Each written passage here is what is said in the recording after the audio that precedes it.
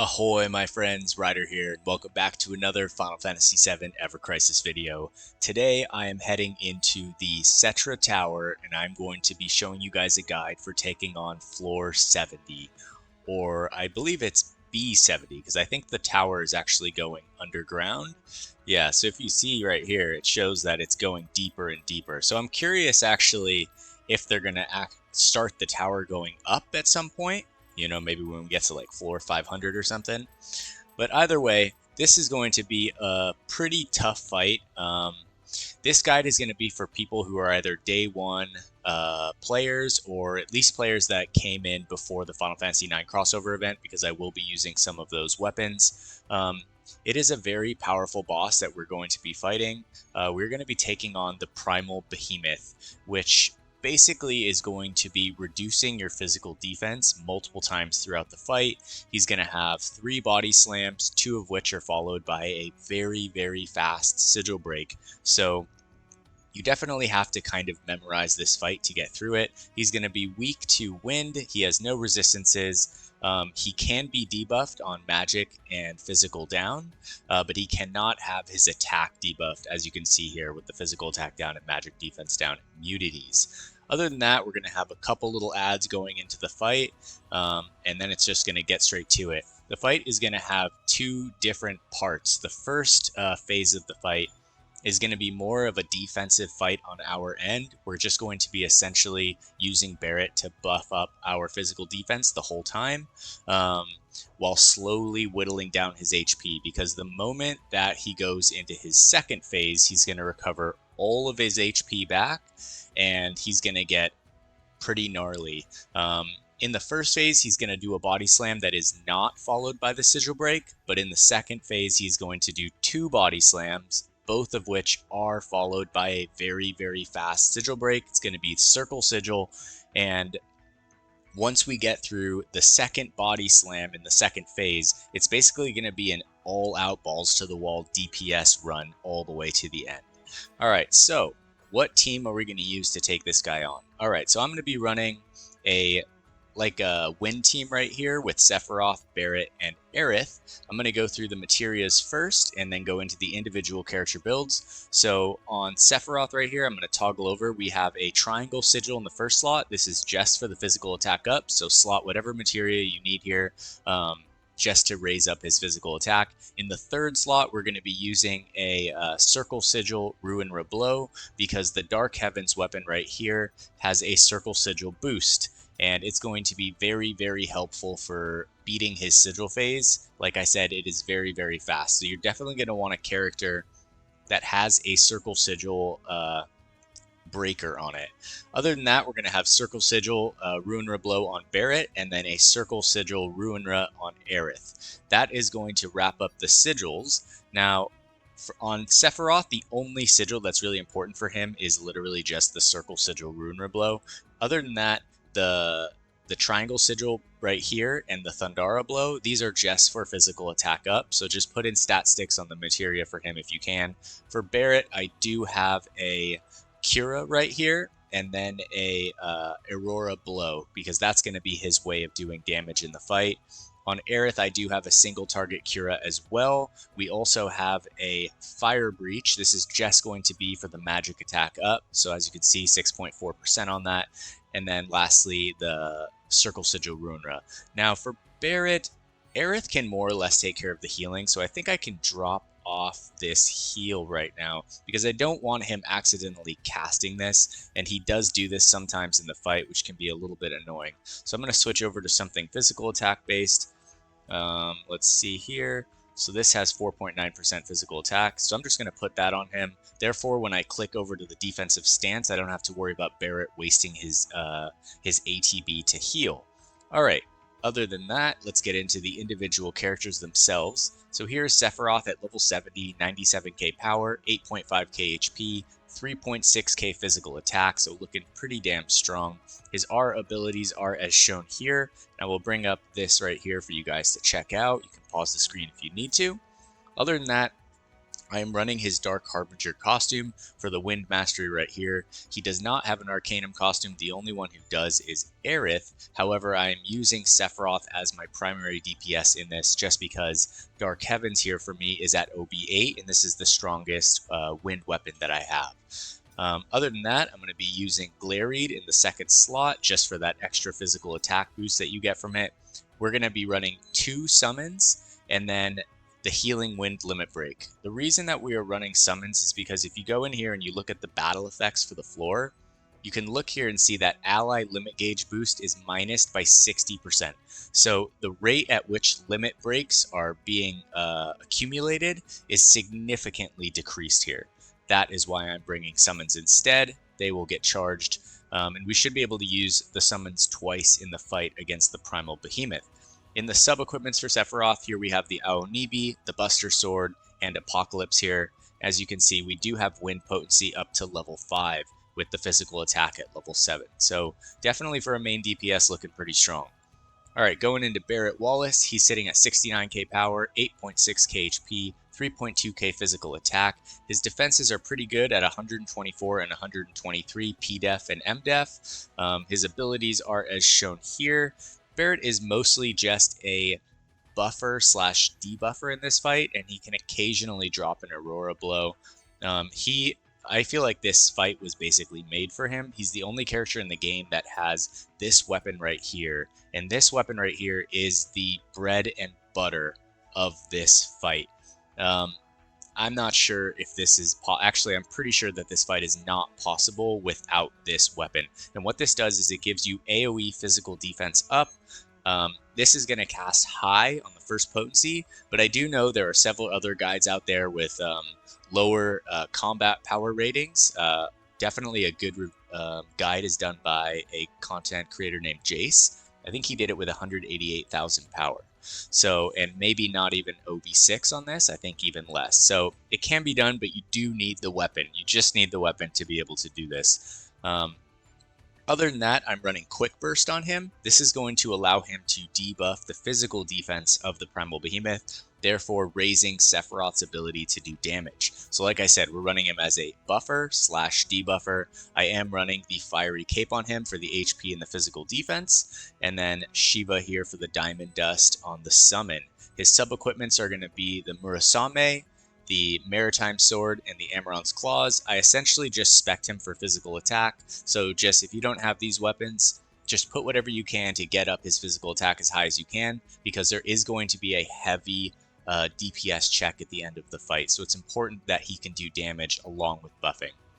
Alright, last character, Aerith herself. She's sitting at 80k power, 8.7k HP, 2.4k magic attack, and 2.1k healing. Now, I could run her higher magic attack, but I found that with her being able to heal at like max potency, it makes this fight a lot easier because I don't have to heal as much, which costs so much ATB. Now, if we go into the back here and we look at our abilities, they are as shown below. I'll bring this up for you guys to check out. We are running her Prism Dress for the Windstrike Arcanum. Even though she is not our primary DPS, she is going to be helping us in the final DPS check at the end. Fairy Tail in the main slot. We have the Prism Rod in the sub slot for extra damage. Healing Wind Limit Break.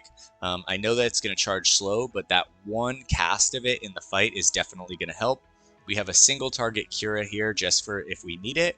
Like we said, the Fire Breach and the Sigil right there. Going into the sub-equipments, I have the Sun Umbrella right here, the Lifeguard Wraps for healing, and the Hell House Collar for the HP slash physical defense. So this kind of evens her out. We have a healing one, a magic attack up one, and then a defensive one right here. Alright, so this is going to be the team for the Primal Behemoth Floor 70 fight. Let's get into it, and I'll show you guys how to take this down. Alright guys, here we are going into the Floor 70 fight. Now before we start, I'm going to give a little disclaimer here. So I've been practicing this fight all morning. I just tried to record this 2 different times, and both of those times, the Primal Behemoth glitched. So normally at about halfway through his HP, he heals himself to full. Both of the last 2 times I tried to record this, he just didn't do that. we just burned him all the way down to the ground. It's like he skipped the heal part of his kit and just goes from his first body slam into his second body slam into his third. So this is going to be the last time I try to record this video. Hopefully we get the actual fight, and if we don't, I don't know, I'm going to put this video out as kind of like a glitch in the Primal Behemoth, but we'll have to see. I'm not really sure if it's going to happen on this run or not, so we'll have to see how it goes. Alright, so let's get back to it. At the start of this fight, target the brown elemental first. We're just going to focus on getting him down into red HP. Once you get him down into the red HP, be careful not to kill him, by the way. He will cast like a self-destruct that's going to greatly debuff the physical defense and magic defense of the Vaser Glow over to the right. Alright? Alright, so he's in the red. There comes the Elemental Torrent. Now you'll see it'll be a 5-tier physical defense, magic defense down on that Vaser Glow over there. Okay? So we're just going to attack the shit out of this guy, and with Aerith, just do damage, but we are going to be keeping an eye on keeping our HP as high as we can before we go into the final fight. Alright, and this guy's down. Going into the second wave, you're going to target the enemy all the way to the left. Straight off the bat, Sephiroth can kill him in a single shot, which is the Domadora. Alright. After that, we're going to quick burst the main enemy right here. I'm going to heal once with Aerith. Okay. And then we're just going to burn this one in the middle down to the ground. With Aerith, like I said, we're going to keep everyone's HP topped off as much as possible. So you'll see I'm pretty... I use heals pretty frequently, even when you may not need it. I think that overall it does help the overall ease of beating this boss. Alright, here we go. And now down to the last Vaser Glow. So as you can see, Sephiroth's HP is pretty low here. So I'm going to go in, we're going to start healing him up. With Barret, I'll use Agitation. Sephiroth will use a Gale Strike. But right now I'm just trying to get the ATB as high as I can and get everyone's HP to full. Alright, so here we are. I'm going to go in, cure Sephiroth.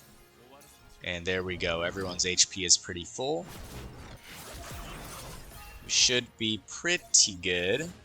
Alright, so now we have it. We're going into the Primal Behemoth fight. We'll see if it glitches out or not. I don't know. I don't know why it was doing that. So we'll see if it does it again. Alright, so at the beginning of the fight, I'm just going to be using Sephiroth to do damage, Barret to do agitation, and Aerith to heal intermittently. Alright. You want to keep their HP as topped off as much as possible. There's no real reason to rush the damage at this point. Alright, so here comes the first body slam. I'm going to wait with Barret up until the end, and then I'm going to use agitation. Alright. You want a high tier debuff to tank this body slam. They are very powerful.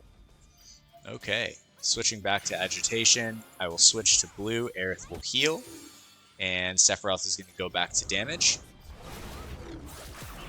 With Barret, I'm going to cast agitation again. I want that buff up as often as I can get it. Alright, and with Aerith, like I said, we're just going to be healing as often as we can. Alright, I'll throw a quick burst in there on Barret for a little bit of a debuff.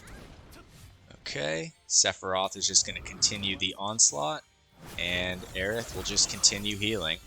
Around when he gets to the H is when he should heal himself back up to full, but like I said, we're not in a rush to get there. Barret is just going to be using agitation as much as possible. Okay. And I'll quick burst here and there just for the defense down on the main boss. Alright. I'm going to heal everyone back up, because once he goes into his second phase, everything kicks off real quick. Then it becomes a full-blown DPS check.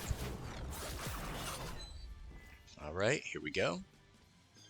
I think I'll take some ATB right here. We'll go for the Head Thrash. Sephiroth will go for the Gale Strike.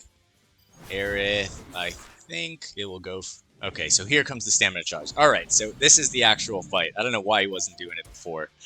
Alright, so with Barret, I'm going to agitation. Sephiroth is going to attack.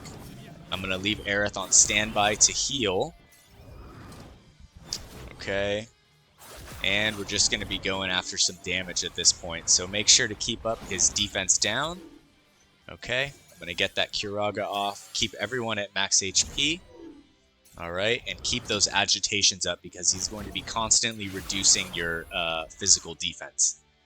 Alright. So we'll get this Gale Strike off. Aerith will switch over. Use Curaga.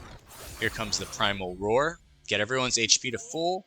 We're going to agitation right before it goes off at the end. However, make sure that you do not heal after this. He's going to go into his very fast sigil break.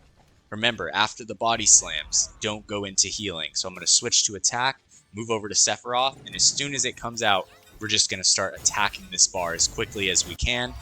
All right. After this, I'm going to go into a little bit of attack. Barret will agitation, and Aerith will cure. All right. We're going to slowly I'm going to interrupt his attack with the summons right here. Buy us a little bit of time. I'll skip through them. All right, so we're getting him down. There's going to be one more body slam. After the next body slam comes, we're going to just run it out to the end. All right, let's do this. In the meantime, you want to keep your HP up as high as you can. Barret is going to be keeping agitation at max, and Aerith is going to be slowly getting everyone back up to max HP. Alright, so I'm going to need one more heal from her. Here we have the agitation from Barret, another attack from Sephiroth, and I'm going to go for this Curaga right here. Should get everyone up to 80%. Okay, now I'm going to get in a quick burst right here. We'll do some damage. I'm going to try and save that healing wind if I can. Alright, so he's getting down to under half HP. Alright, there's that physical defense down. Just going to go back into damage. So it looks like he's going to gearing up for the body slam right now. Alright, so here it is. I'm going to agitation with Barret. And Aerith is going to heal right at the end. Alright, there we go. I'm just going to wait it out. Okay, remember, the second body slam, we are not going to heal after this. We're going to go back to the red sigil, and we're going to break his sigils right here. Alright, so this is it. After this, it's a straight run through to the very end. Alright, there we go. Boom. Now we're just going to be doing damage, as much of it as we can. So I'm going to focus on debuffing. We have the healing wind, so we don't have to worry about too much right here. I'm going to do that right there, so we don't have to worry about using Curagas at all. All the ATB will go to damage. And then after this, we're basically good to go. I'm just going to be quick bursting him down, Raging Spheres, and damage with Sephiroth all the way. We don't really have to worry about anything else at this point. And we should be basically finishing the fight right about now. And there you guys have it. I'm curious, is there some type of like glitch in this fight where you can get him to not proc his stamina charge and heal himself to full? Because it was so weird doing this and then just having him not ever heal himself, and it made the fight so much easier. So I don't know what it was. It seemed to work that time. I wanted the guide to be for the actual full fight because I knew that would be a lot more helpful than me just like beating it on a glitch. So I hope this video was helpful for you guys. I know that there's definitely ways to beat it with lower combat power, with less OB weapons, but that's going to be more of an intricate fight. So yeah, I hope this video helps you guys today. If it did, drop a like, sub to the channel. I would appreciate it so much. That being said, always happy to hear from you guys. Leave a comment, and yeah, hope you all have a wonderful day. Take care, and peace.